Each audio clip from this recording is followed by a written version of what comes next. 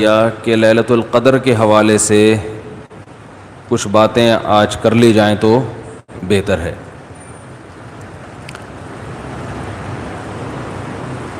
قرآن مجید میں اللہ تعالیٰ کا ارشاد ہے انا انزلناہ فی لیلۃ القدر وما ادراک ما لیلۃ القدر، ہم نے اس قرآن کو لیلۃ القدر میں نازل کیا، تمہیں کیا پتہ کہ یہ کون سی رات ہے؟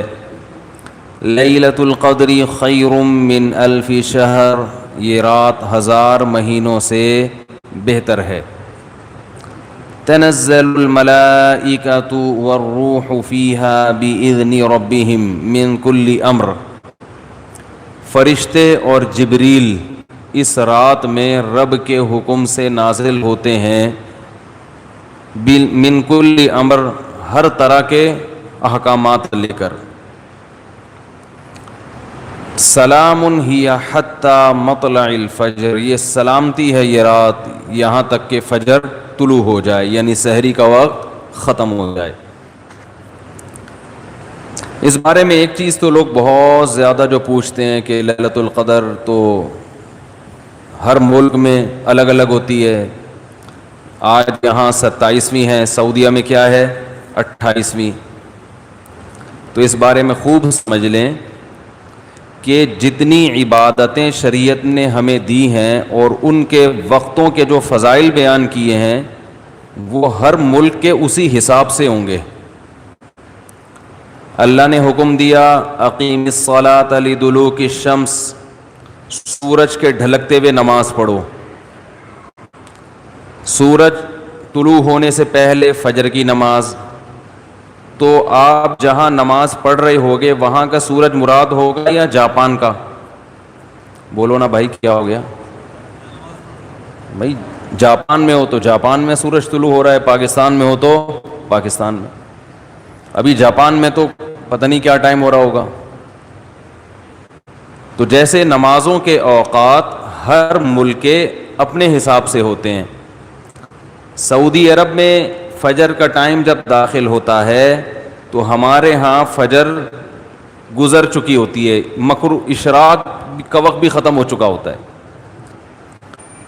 تو اب کوئی کہے کہ میں سعودیہ کے حساب سے چلوں گا، تو سعودیہ میں تو بھائی فجر کی نماز جب آپ ہو رہی ہوتی ہے تو یہاں سورج طلوع، بلکہ یہاں جب فجر ہو رہی ہوتی ہے وہ تو پیچھے ہے نا 2 گھنٹے، ہاں یہاں سورج طلوع ہو چکا ہوتا ہے، وہاں عشاء کی نماز ہوتی ہے، وہاں مغرب کی ہوتی ہے اور یہاں عشاء کی ہو رہی ہوتی ہے۔ تو جیسے نمازوں میں ہر ملک کا اپنا ایک طریقہ ہے، اپنے وقت ہیں، تو ایسے ہی جو سال کی تاریخیں ہیں، عید ہے، بقر عید ہے، یوم عرفہ ہے، لیلۃ القدر ہے، آخری عشرہ ہے، یہ سب اس ملک کے حساب سے ہوگا۔ جیسے جیسے جس ملک میں عشاء کا وقت داخل ہوا تو اللہ نے جو خاص پیکیج رکھا ہوا ہے اپنے بندوں کے لیے، وہ پیکیج اس ملک کے لیے اسٹارٹ ہو گیا۔ ہر نیکی کا ثواب 1000 گنا بڑھا دیا گیا۔ تو لیلۃ القدر رمضان کے آخری عشرے میں، اور رمضان کے آخری عشرے میں طاق راتوں میں امکان زیادہ، اور 27ویں میں اور بھی زیادہ۔ سمجھ رہے بات کو؟ اور آج کون سی رات ہے؟ 27ویں رات ہے۔ تو اس بات کا بہت امکان ہے کہ آج کون سی رات ہو؟ لیلۃ القدر۔ اس رات میں جس ملک میں یہ رات ہوگی وہاں فرشتوں کا نزول ہوگا، اور خاص طور پر جبریل علیہ الصلاۃ والسلام کا نزول۔ جیسے پیغمبروں میں سب سے افضل پیغمبر محمد صلی اللہ علیہ وسلم ہیں، تو فرشتوں میں سب سے افضل فرشتے کون سے ہیں؟ جبریل، جن کو اللہ نے روح الامین قرار دیا، مقدس روح۔ روح کیوں کہا؟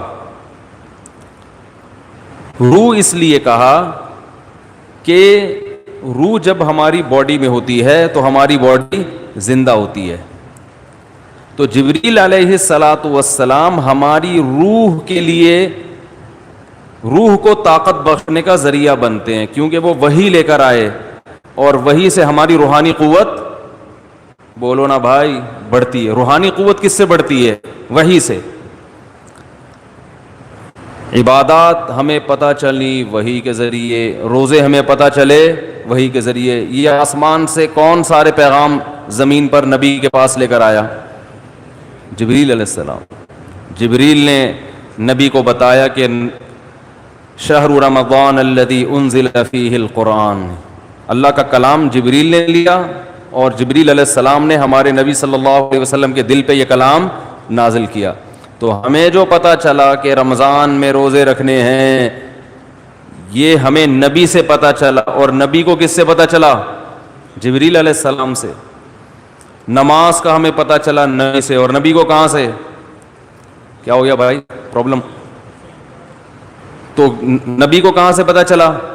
جبریل علیہ السلام سے. تو ہر جتنی بھی وحی آ رہی ہے نا, وہ ساری ڈائریکٹ کہاں سے؟ جبریل کے ذریعے. تو ان کے ذریعے ہماری روح کو کیا مل رہی ہے؟ تقویت, طاقت مل رہی ہے روح کو.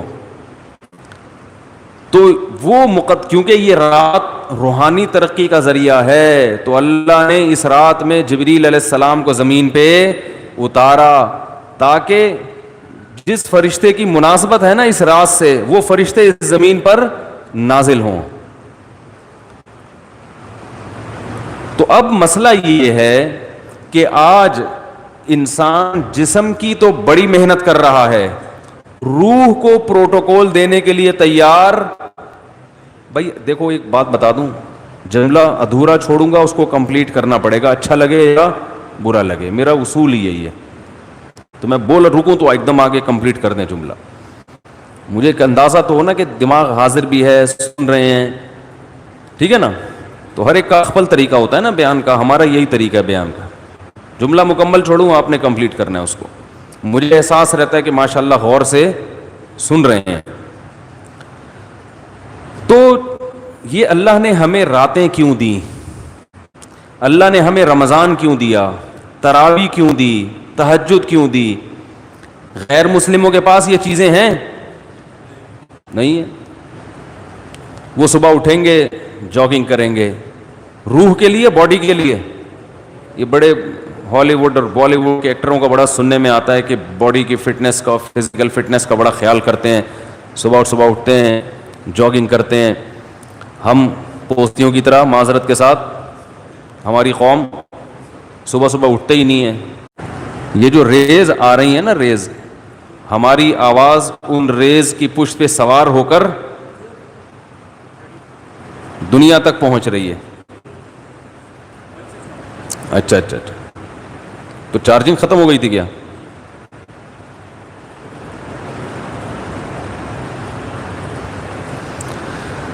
تو میں یہ عرض کر رہا تھا کہ فنکار, اداکار لوگ اپنی فٹنس کا بہت زیادہ خیال کرتے ہیں. آج کل ہر آدمی اگر کرتا ہے تو اپنی باڈی کی فٹنس کا تو خیال کرتا ہے.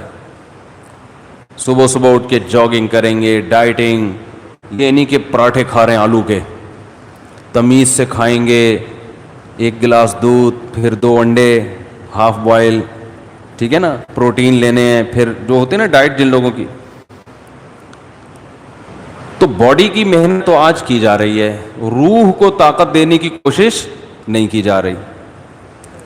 حالانکہ انسان روح اور جسم دونوں کا مجموعہ ہے.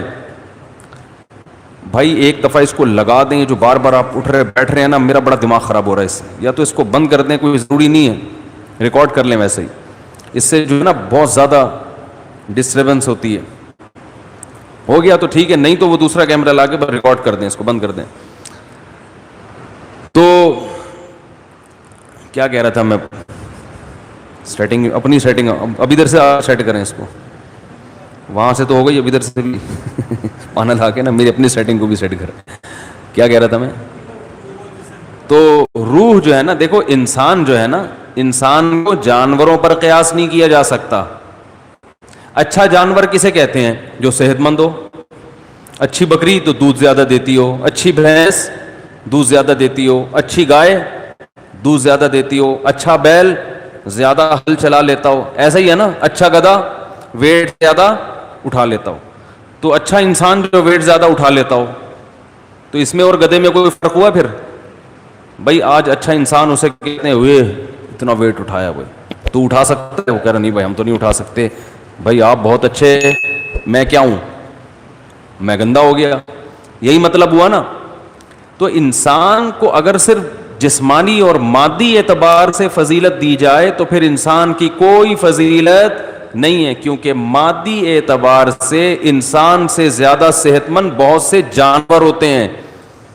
چیتے کی اسپیڈ زیادہ ہے یا آپ کی؟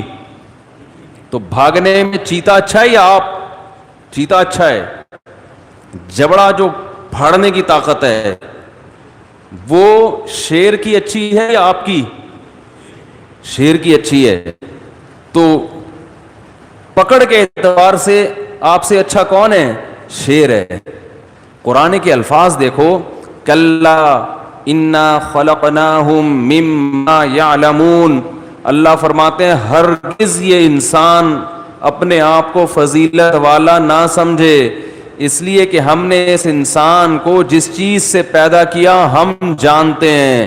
پانی کے غلیظ قطرے سے بنایا تو یہ کوئی قابل فضیلت چیز نہیں ہے.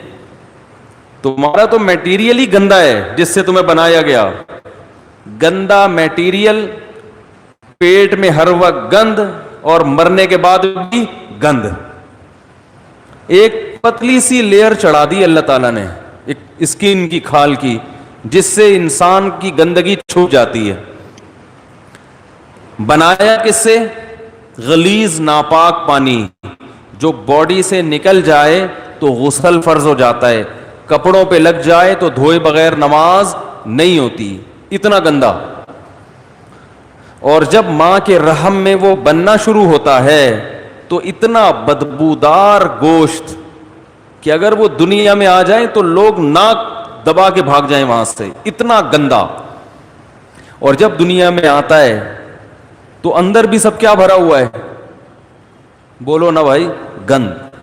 ناک جتنے سوراخ ہے نا انسان کے، کسی ایک سوراخ سے بھی کوئی مشک و عنبر کی خوشبو نہیں آتی. کان سے کیا نکلتا ہے؟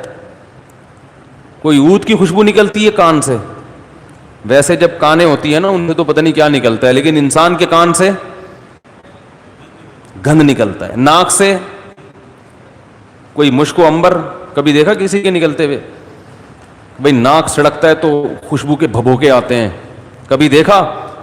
بول دو نا نہیں دیکھا. تو کیا ہو جا رہا ہے اس میں؟ آنکھ سے کیا نکلتا ہے؟ سے بھی گند نکلتا ہے. تھوک منہ سے اور قضائے حاجت تو گند ہی گند، ہر جگہ سے گند نکل رہا ہے. اس لیے کہ اندر ہے ہی گند، بھرا وہی گند ہے. کاٹو تو خون نکلتا ہے، وہ بھی ناپاک. کپڑوں پہ لگ جائے تو نماز نہیں ہوتی. بس ایک اللہ نے ہلکی سی نا پرت چڑھا دی ہے، ایک ہلکی سی لیئر ہے اسکن کی، جس کی وجہ سے وقار قائم ہے. جیسے گندگی کے اوپر چمکیلا کپڑا ڈال دیا جائے تو وہ گندگی دیکھنے میں خوبصورت لگتی ہے، اسے ہٹا کے دیکھو گے تو پتا چلے گا اندر کیا ہے.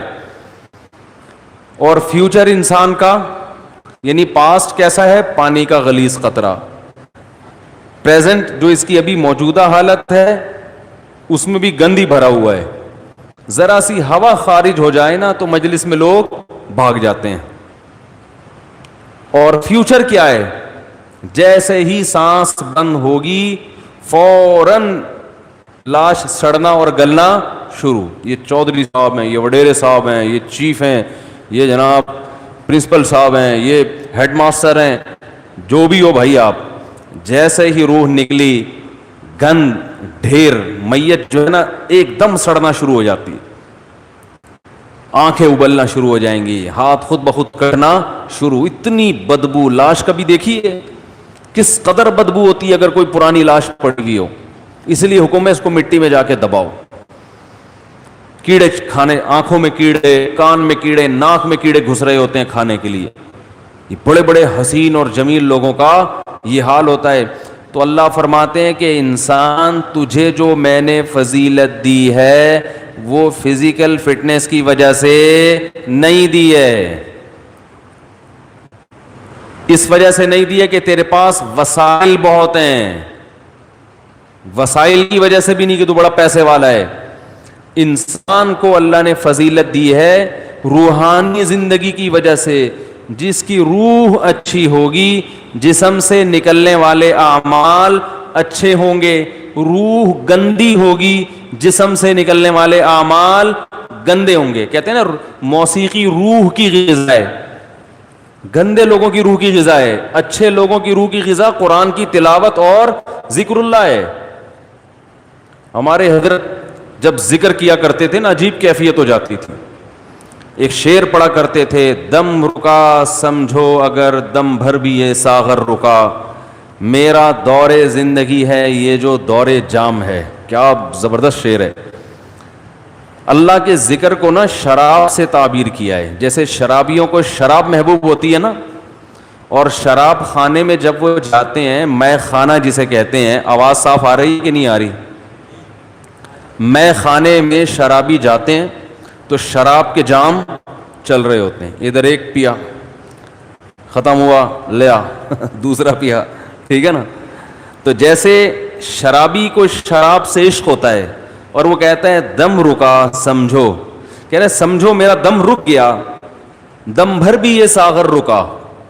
ایک دم کے لیے بھی اگر یہ دور رک گیا تو میرا دم ختم, میں مر جاؤں گا, میں برداشت نہیں کر سکتا.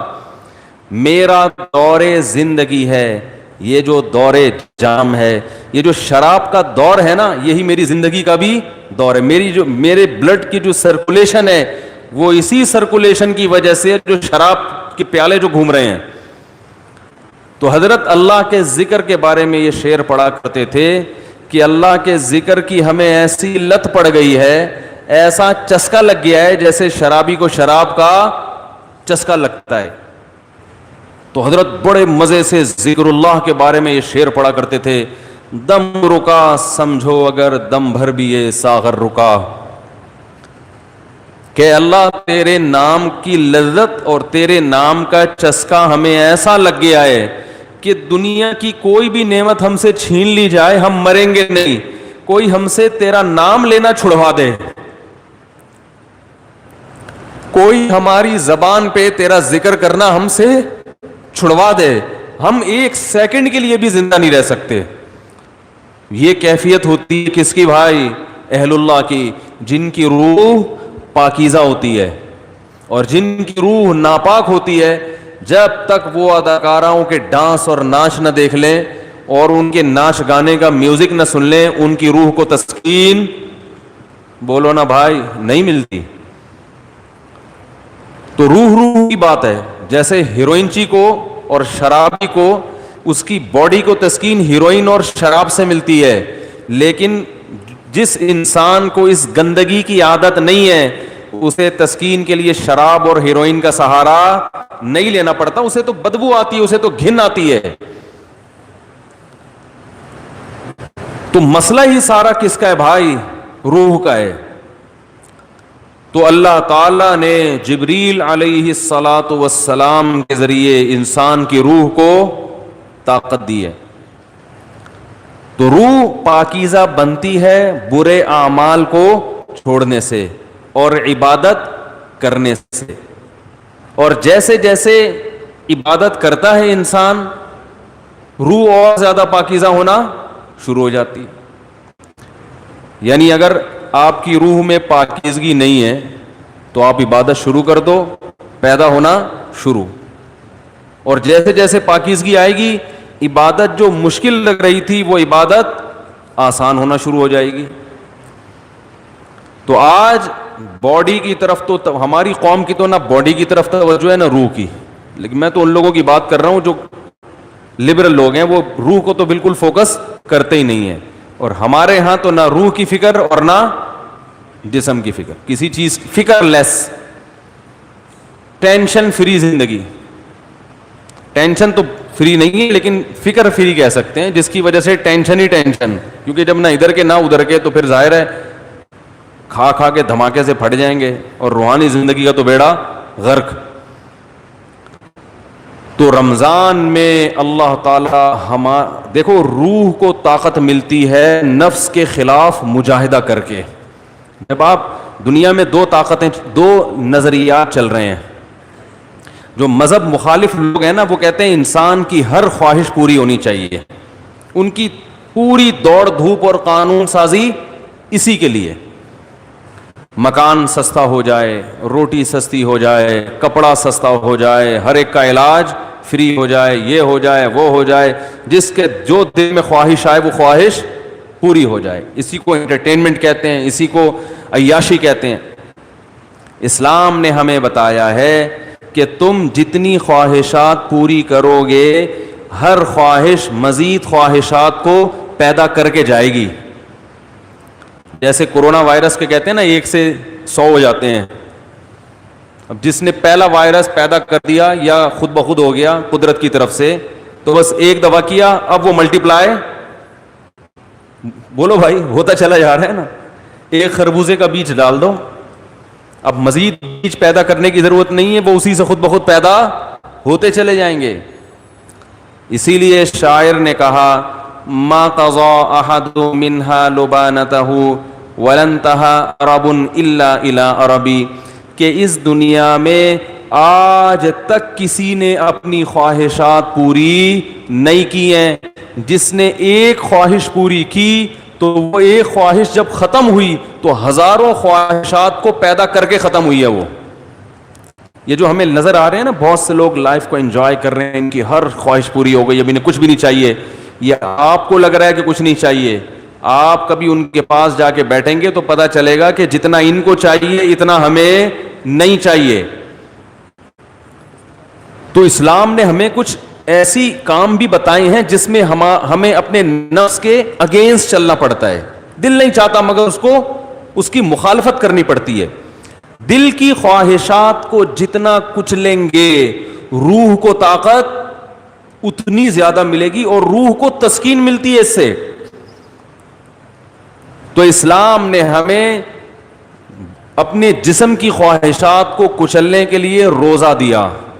روزہ رکھو, صبح صادق سے لے کے غروب آفتاب. کیسا پھیکا پھیکا ہو جاتا ہے نا انسان روزے میں, مجھے تو آپ ابھی بھی پھیکے پھیکے سے ہی لگ رہے ہیں.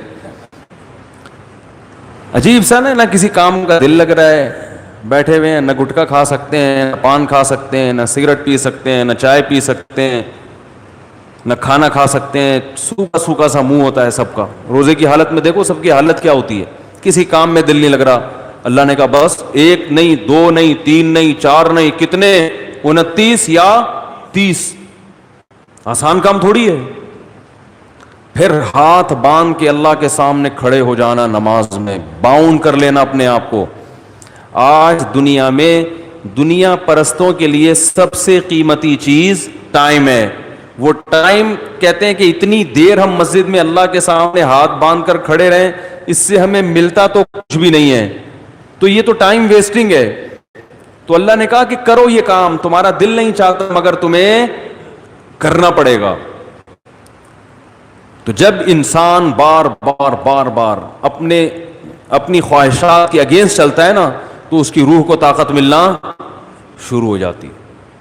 اتنی روحانی قوت اس کے اندر پیدا ہوتی ہے, وہ کچھ کر کے دکھاتا ہے جس کا لوگ تصور نہیں کر سکتے تھے. یہ جو اسلاف کے واقعات ملتے ہیں, عشاء کی نماز میں کھڑے ہوئے اور فجر تک نماز پڑھتے رہے, یہ تو تواتر سے ثابت ہے. بعض لوگ اس کا مذاق اڑاتے ہیں کہ یہ ممکن نہیں ہے, اور بعض کہتے ہیں وہ حدیث میں تو آتا ہے کہ جس نے 1 دن میں 3 دن سے کم میں قرآن ختم کیا اس نے سمجھا ہی نہیں. اس حدیث کا مطلب کیا ہے وہ میں کسی اور موقع پہ بتاؤں گا, ورنہ وہ سارا موضوع چینج ہو جائے گا. اسلاف سے صحابہ سے تواتر کے ساتھ ثابت ہے کہ ایک رات میں ایک رکعت میں پورا قرآن ختم کیا انہوں نے. حدیثوں کا مطلب جو ہے نا پروفیسروں سے مت پوچھو, یہ صحابہ اور تابعین سے پوچھا کرو کہ کون سی حدیث کا کیا مطلب ہے.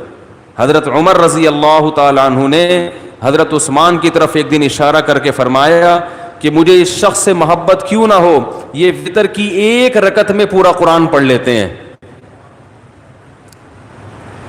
وتر کی جو 30 رکعت ہے نا, اور حجر اسود کے سامنے کھڑے ہوتے ہیں اور پوری رات 1 رکعت میں پورا قرآن. حضرت عمر کا اپنا معمول کیا تھا, فجر میں اتنی لمبی نماز پڑھاتے تھے, آج تو ہم افورڈ ہی نہیں کر سکتے.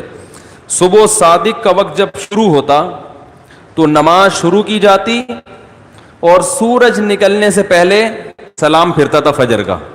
کتنے گھنٹے کی نماز ہو گئی فجر کی. اور نماز میں تلاوت کرتے کرتے کرتے بعض دفعہ اللہ کے خوف سے رو کے گر جایا کرتے تھے. فجر میں حضرت عثمان رضی اللہ تعالی عنہ پوری سورہ یوسف پڑھتے تھے. ایک تابعی کہتے ہیں کہ میں نے سورہ یوسف حضرت عثمان کے پیچھے فجر میں سن سن کے یاد کر لی, زبانی یاد ہو گئی مجھے. کتنی لمبی لمبی ان لوگوں کی نمازیں تھیں, کتنی لمبی لمبی ان لوگوں کی دعائیں تھیں, کتنی. آج بالکل عبادت کا ذوق اور شوق ختم. اور پہلے عورتوں میں عبادت کا ذوق مردوں سے بھی زیادہ تھا. مرد تو وہ تھڑے چھڑے پہ جا کے بیٹھ گئے, دو چار لونڈے لپاڑے بیٹھ گئے, کچھ ادھر بات کر لی, کچھ ادھر چلے گئے, ڈبو اسنوکر. خواتین تو گھروں میں وہ تو عبادت میں آگے تھیں. آج سب کے ہاتھ میں کیا آ گئے؟ موبائل, واٹس ایپ, بس ہر وقت.